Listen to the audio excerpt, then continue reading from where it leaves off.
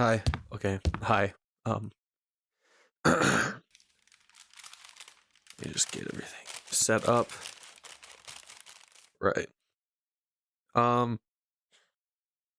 Half-Life 2 is a 2004 first-person shooter game developed by Valve. Cass? It was published by Valve. What? What's your source? What?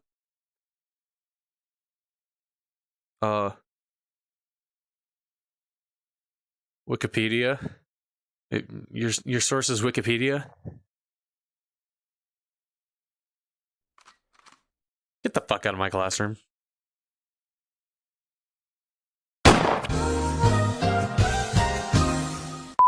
Okay, yes, maybe I've never played Half-Life 2. It's not that I didn't want to.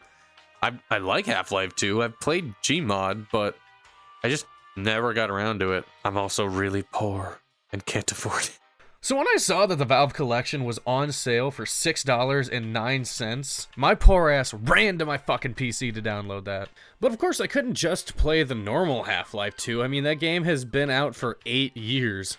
No one's gonna really want to watch that, unfortunately. And that's where modders come in, because Half-Life 2 just came out with a VR mod, which gives it the ability to be played in VR. And a quick look at my channel that's slowly falling into obscurity. You should subscribe, by the way. I love VR and everything that VR has to offer. And if it's good for Up Is Not Jump to do a video on it, it's good for me to copy it. The way the controls in this game are set up, for the index at least, meant I kept grabbing literally everything around me as I walked. Well, guess what? Not all of us can afford a Valve Index, so I don't have this problem. Thank you, cheap-ass Oculus Quest 2. Alright, I should probably get to the point, given that it's 2 minutes into the video and I haven't even talked about how I played Half-Life 2. And according to my analytics, half of you have already fucked off already, so I should really get to the point. So Half-Life 2's intro is absolutely iconic, but what nobody tells you is that the G-Man is so goddamn close that you could practically smell his breath. Rise and shine, Mr. Freeman. Rise and shine. Jesus fucking Christ.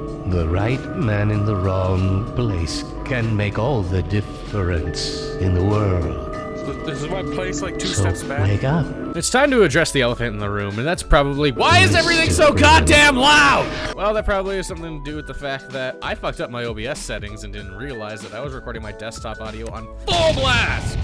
And of course, I was using the Quest 2's microphone because this is before I got my antlion, and everything is a little bit louder than it should be, so you'll have a hard time hearing me at times.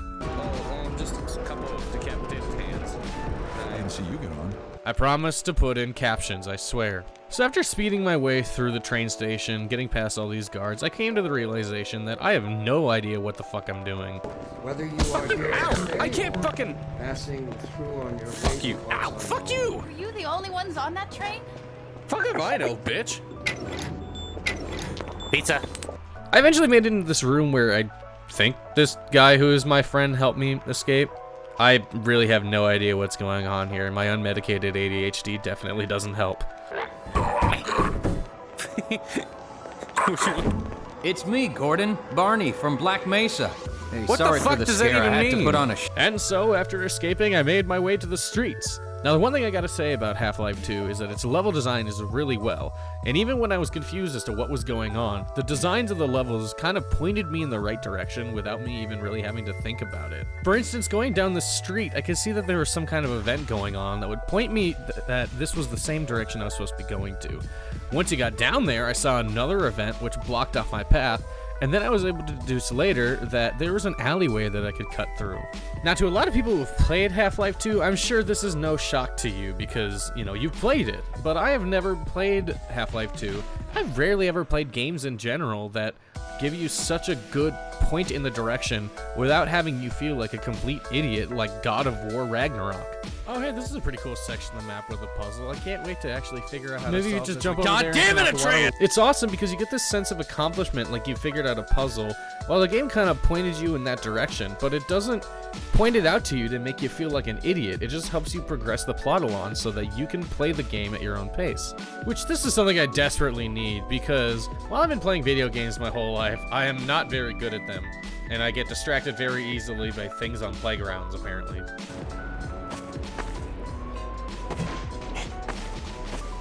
Oh, I need So it's very easy for me to lose the plot and just kind of end up thinking to myself, wait, what was I doing? What is going on? Eventually, though, I finally make it to the point where I get my ass beat, and we find our way into the labs, where the real game finally begins. After another giant chunk of dialogue that I completely ignored. I think there was some kind of teleporter malfunction. I don't know, man. I just wanted to get into the action. And I got my crowbar! Ooh, sweet! Seriously, that started like the first 30 minutes of my recording was just me getting through the streets to finally get a crowbar.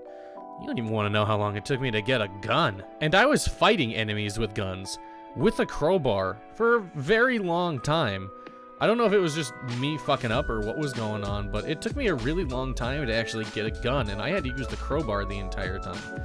Which was feasible, but I felt like I was taking so much damage and, you know, not really doing much else because all the other enemies had guns, and I had a crowbar. So a lot of times it just consisted of me running up to people and bashing them until they died with a crowbar. And I don't know if that was what was supposed to be happening, but it took me so long to get a gun in a first-person shooter game.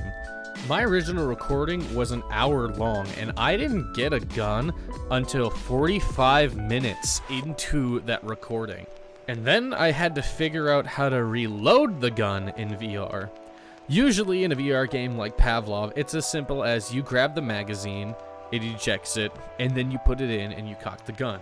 It is not that simple in Half-Life VR for some reason. What's usually second nature to me in a game like Bone Labs or even in Pavlov was a little bit longer in Half-Life VR just because I didn't exactly know what I was doing and the tutorial was a little lackluster. I'm talking really pessimistic about this mod, but I honestly love it so much. Like, I have not very many things to complain about. I'm mostly just focusing on the negatives and not even talking about just how awesome this fucking mod is. It's Half-Life 2 in VR. You can't get much cooler than that. In terms of gameplay and stuff like that, it's a first-person shooter. We've played a lot of them before, and I mean, Half-Life is like the quintessential first-person shooter. So you get what you expect, but first-person shooters just have like this extra layer of fun in VR that I can't even describe how much I love. I mean, I'm not good at Call of Duty or even Pavlov in general just because I'm in VR more. I just love first-person shooters in VR. It just adds that extra layer of oomph that sometimes you really need in games, no matter how repetitive it is. Because, I mean, we can all agree that Pavlov is just, you know, Call of Duty in VR, but that's what makes it awesome, is it's Call of Duty in VR. Just like this is Half-Life 2 in VR. That's what makes it so fucking incredible. I love VR, and I love seeing where people take VR, making these mods to play games like Half-Life 2 in VR, or even Stress Level Zero developing what could essentially be Half-Life VR before Half-Life VR in Bone Labs and Boneworks. You cannot tell me that this game is not inspired by this game. I mean, the elements are very similar, and just the whole feel of it, I seriously get Half-Life vibes every single time I play Bone Lab. So anyways, not to turn this into a video essay, but that's what I really like about VR, is even if it's a game you've already played, like Half-Life 2, which I haven't played, but I know a lot of people have, you get to experience it like in a new light. Actually getting to be in Half-Life was super fun for me, even if at points it was a little slow. I enjoyed every moment of it. It's super fun to just, you know, be in VR in games like Half-Life 2, or even just in games like VR Chat or in Pavlov. Like, I just really love VR, and that's what I do here on this channel. That is what I do in general all over, is I just show people how much I like VR and hopefully entertain them along the way. So yeah, I can't recommend checking out Half-Life 2 VR mod enough. It was so fun, and even despite the downsides, you know, if you're even 10% a better gamer than I am, which there's a lot of you that probably are, you'll enjoy it. It was super fun. I thought I told you to get out of my classroom. Excuse me? Whoa, hey.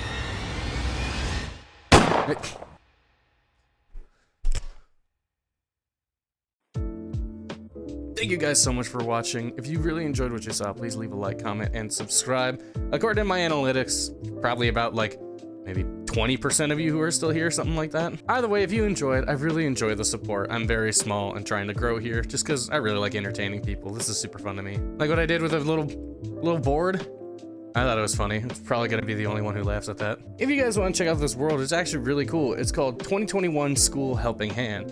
And as you can see behind me, it actually teaches people ASL. In VR chat, there are a lot of people who can't talk for various different reasons.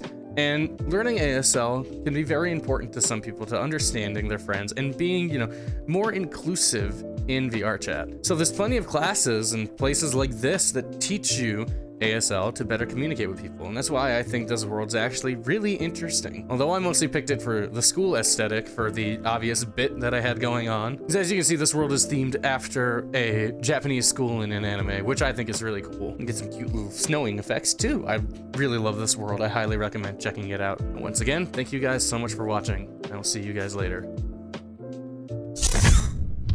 Hey, it's me. Sorry this video was so quick and jumbled and kind of weird. I had to rush this video out as soon as I could because it had been almost a week since I had uploaded anything last. Life really got in the way, and it's really hard for me to make videos consistently like other YouTubers would, especially since I am so small and they have more free time and I have a full-time job, all that kind of stuff. I do live streams every now and then, so if you want to check out those, you can check them out under the live tab. That just adds a little bit of extra content for you to watch. I've been trying to upload as much as I can with everything that I have going on, so if you really like my content, I really do appreciate you showing your support in any way possible. There's links down in the description for all my socials and stuff like that. Thank you very much.